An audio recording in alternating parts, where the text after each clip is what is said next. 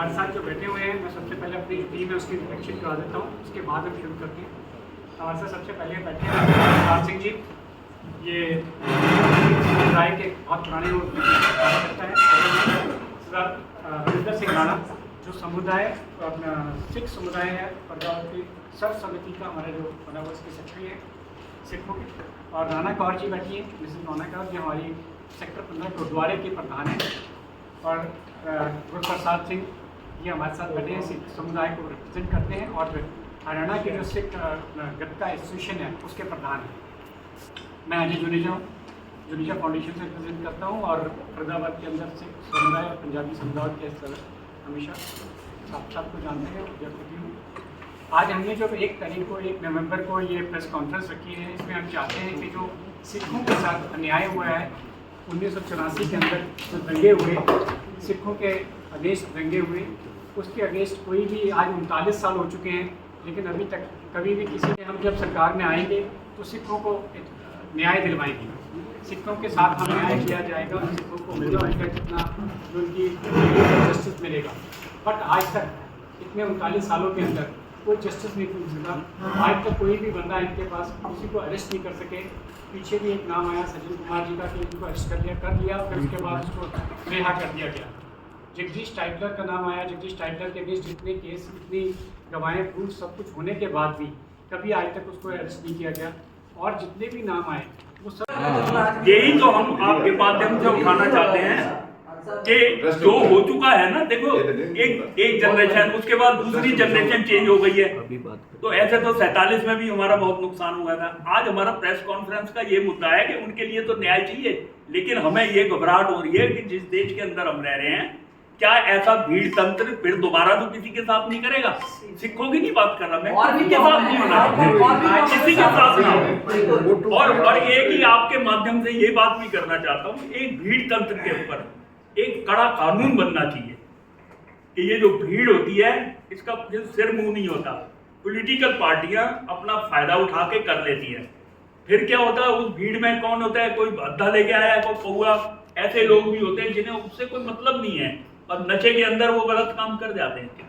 तो जब तक भीड़ तंत्र के ऊपर भी कोई बड़ा कार्रवाई नहीं होगी, कोई कानून नहीं बनेगा, तब तक ये रुकना बड़ा मुश्किल है देश में। यही बात मैं कहना, पहले मैंने कहा था, जो मॉब है कह के इसको छोड़ दिया जाता है कि जी माई भीड़ कह रहे हैं, मॉब है, ये कह दिया जाता है। जब भी दंगे होते हैं, चाहे वो हमारे दिल्ली के हुए, उसके बाद गुजरात के होते हैं, दोबारा हुए, जितने भी जब भी दंगे होते हैं, ये कह दिया जाता है कि मॉब था। मॉब किसका था, कौन था, क्या पहचाना नहीं जाता? सबको पहचाना जाता है। जब अगर पकड़ना हो, अरेस्ट करना हो तो सब पकड़ लेते हैं, पुलिस कहीं भी पकड़ आती है। और जब ऐसे दंगे होते हैं, करवाए जाते हैं, तो उसके अंदर कोई बंदा अरेस्ट नहीं होता है, तब उसकी गवाही मांगी जाती है। आज जितनी भी लोगों के उस टाइम की लेडीज़ थी, आप जो बात कह रहे हैं, उस टाइम जो हुआ है, सब के सब परिवार उधर गए। ये परिवारों के मेरे पास एक हिस्ट्रीज है, सबके नाम हैं, जिन्होंने अपने अपने बयान दिए हुए कहा हुआ है, ये सबके लेडीज़ के हैं। वो कहते हैं हमारे सामने ये हुआ है, लेकिन अब हम क्या करें? हम खुद ही आज इतनी इस लायक नहीं हैं कि हम इतनी जाके आवाज़ उठा सकें। मेरा पूरा परिवार मेरे सामने जल गया, बर्बाद हो गया, कितने लोग उसमें से उभर के आ सकते हैं? आप और मैं सब समझते हैं। जब ऐसे हादसे होते हैं तो उसमें उभरना बड़ा मुश्किल होता है। कुछ एक परिवार होते हैं जो निकल आते हैं फिर भी बच के जिस तरीके से।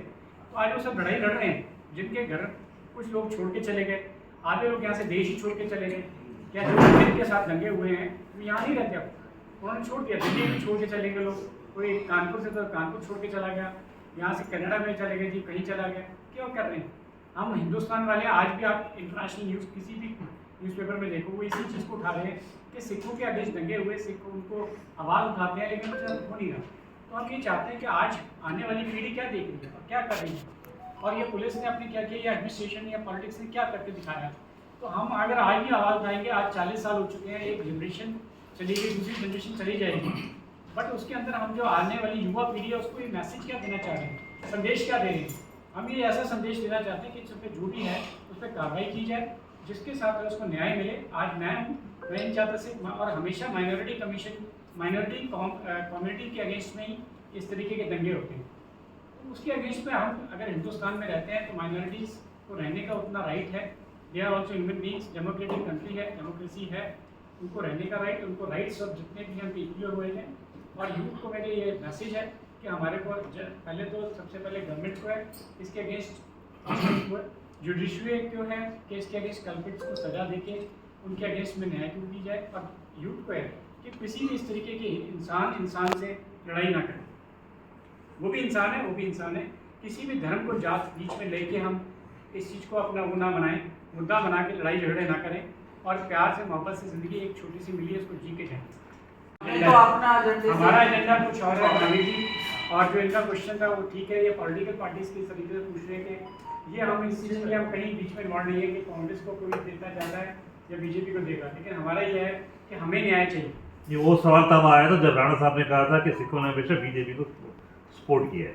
बीजेपी को तो कोई, मैं क्या कहता तो हूँ, देखिए, पॉलिटिकल पार्टीज इसमें नहीं जाना चाहता, मगर दो प्रमुख मांगे आपकी, एक आपको सिख दंगों का न्याय चाहिए, दूसरा दो प्रमुख मांगे हैं, एक सिख दंगों के लिए न्याय चाहिए, और जो भीड़ तंत्र है जो आगे भी किसी के साथ ना हो उसके लिए कोई कानून बने। नहीं सर, जब हमारी कभी भी आवाज उठती है उस टाइम उस आवाज को दबाया जाता है, हाउस अरेस्ट कर देते हैं, तो किस तरीके से हम अपनी आवाज अपनी बात को यहीं खत्म करते हैं। हमें बात नहीं मिलता, इंसान से ओ भाईचारा, यही पैगाम हमारा, यही पैगाम हमारा, हम यही देना चाहते हैं।